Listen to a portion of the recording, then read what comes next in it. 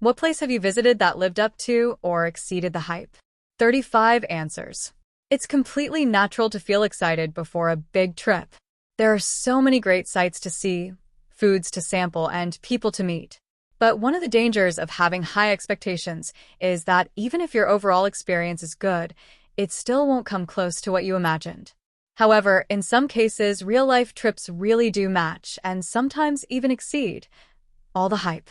The adventurous souls of the r/travel community spilled the tea about their most brilliant trips abroad that were deeply magical. Scroll down for their tales. And be sure to take notes for some travel inspo. Bard Panda reached out to you/tophog, the author of the viral thread, for a friendly chat about travel. He was kind enough to share his thoughts on keeping our expectations in check, the upsides of solo travel, and what to keep in mind if you decide to visit Japan. Check out our full interview with the traveler below. The travel and tourism industry is absolutely massive. The market is projected to grow from $916 billion with a B in 2024 to $1.114 trillion, yes, with a T, by 2029. Hotels make up the biggest chunk of this industry, with around $426.4 billion in value in 2024.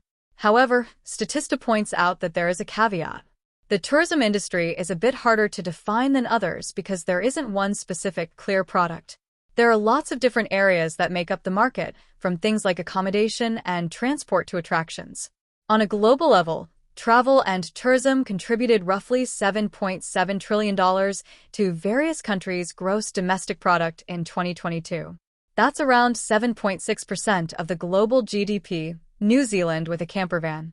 You get all the benefits from staying in remote outdoor places. Lots of small campsites that are right next to a lake or an other beautiful nature spot with very few other people if you go off the beaten path. You can do this in many other places, but few are able to offer that with the convenience that NZ offers. Every small town or popular hiking spot has a public toilet and drinking water, clear signs, and information offered by the Department of Conservation. In addition, the country is very safe while being able to offer a middle-of-nowhere experience. Also, the beautiful scenery is very diverse on a relatively small scale. BC/Alberta Canada, for example, is very beautiful, but driving for 6H, it is more of the same, while in NZ you can go visit rainforests, glaciers, Alpine mountains, empty grasslands, all kinds of coasts within that same time frame. Statista notes that the United States and China are the leading travel markets on Earth. However, France has the highest number of inbound tourists worldwide. For instance, a jaw-dropping 7.7 million travelers visited the Louvre in the French capital, Paris, in 2022. Our World in Data reports that 48.4 million people visited France from abroad in 2021. That was in the middle of the COVID-19 pandemic, so naturally, the numbers were lower due to lockdowns and travel restrictions. Compare that to 2019, before the pandemic, when 90.9 million tourists visited France. The number of tourists quickly rebounded to 93.2 million in 2022 and a whopping 100 million in 2023. We were very curious to hear about the inspiration behind the captivating online discussion.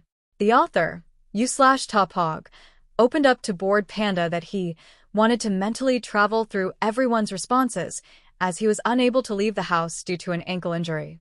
I had also traveled to Taiwan earlier this year, largely because of the recommendations from r/travel. I haven't stopped thinking about that trip ever since. The people in this community are such a great resource and largely align with my travel mindset and style, too, he said.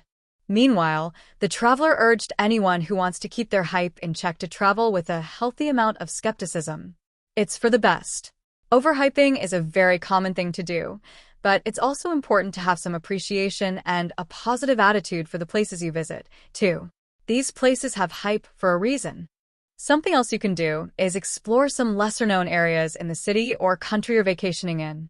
That can help you gain some non-touristy insights into the local culture. There's a lot of satisfaction to be found in discovering places on your own and at your own pace. Bard Panda wanted to hear a bit more about you/Tophog's trip to Japan, which he mentioned in the original post. He last visited the country back in 2017 as a solo traveler and had lots of practical advice for anyone hoping to travel there. The author urged anyone visiting Japan to try the convenience store food. The quality of food in Japanese 7-Eleven will shock anyone from the US, he shared with us.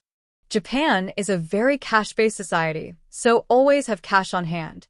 I also discovered that bank cards are not always inserted into an ATM with the same orientation as they are back in the United States.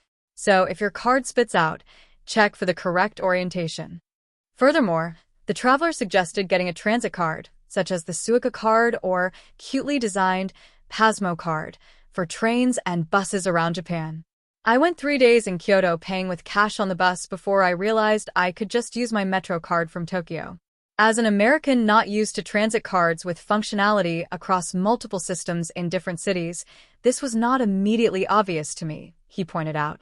According to you/TopHog, there's a lot of fun to be found in solo travel. However, some people are very hesitant about doing it. So, a step-by-step approach to stepping outside your comfort zone is best. I highly encourage everyone to try it at least once. I was really scared to do it until my late 20s. I started with easier destinations first and ventured farther over time. Nothing else in my life has forced me to grow as solo travel has, and I appreciate the many highs and some challenges that went along with that experience. The dangers of over-the-top hype are best summed up in 2 words: Paris syndrome. It's a widely known phenomenon that describes the culture shock travelers feel when they finally visit a place that they've idealized, romanticized, and built up in their minds for a long time. Originally, the syndrome was meant to describe how some Japanese tourists felt shocked, underwhelmed, and culturally isolated when they visited Paris. They expected to visit the love and romance capital of the world. What they saw instead was, well, Paris as it is. A huge metropolis with all of its pros and cons, beautiful architecture, parks, and culture, but also noise, filth, and throngs of people. In some cases, Paris syndrome can even land tourists in the hospital as they feel nauseous and dizzy and their heart rate goes up. For some visitors, things get so bad that they even start hallucinating. Perfect trips are impossible. Interesting, unusual, and surprising adventures, though, they're extremely common. If you're flexible enough to adapt to anything your trip might throw at you, you'll have a far better time than if you vent, fume, and rage about things being different than you imagined. Reality is a lot less stressful when we experience things as they are, not as we'd ideally like them to be.